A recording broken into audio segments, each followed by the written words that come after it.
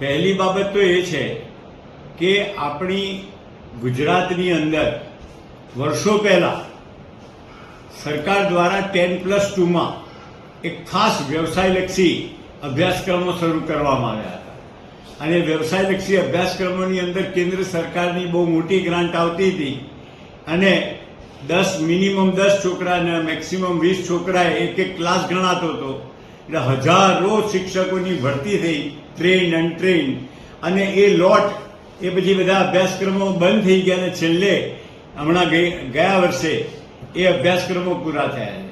હવે આ પાછું સર્વ શિક્ષા અભિયાન દ્વારા એક નવું નાટક લાવવામાં આવ્યું છે અને એમાં ધોરણ 9માની અંદર જો આ વ્યવસાયલક્ષી વિષય દાખલ કરો એટલે ઓટોમેટિક તમારે સંસ્કૃત અથવા કોમ્પ્યુટર વિષય બંધ કરવાનો થાય.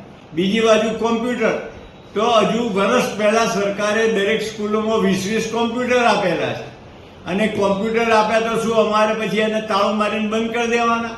અને બીજું, ડીઓએ દરેક જિલ્લાના ડીઓએ મનગણંત પોતાની રીતે, કોઈએ કહ્યું છે કે આ કમ્પલસરી ચલાવવાનું છે, કોઈએ કહ્યું ચલાવવું હોય તો ચલાવો. એ જ પ્રકારનું આ કૌભાંડ છે.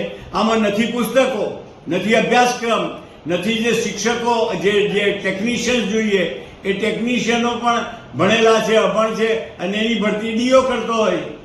આ બધું અને એની રકમની જે ગ્રાન્ટ છે એ પણ ગ્રામ્ય વિસ્તારમાં નથી મળતી. એટલે આનો અમે સંપૂર્ણપણે વિરોધ કરીએ છીએ.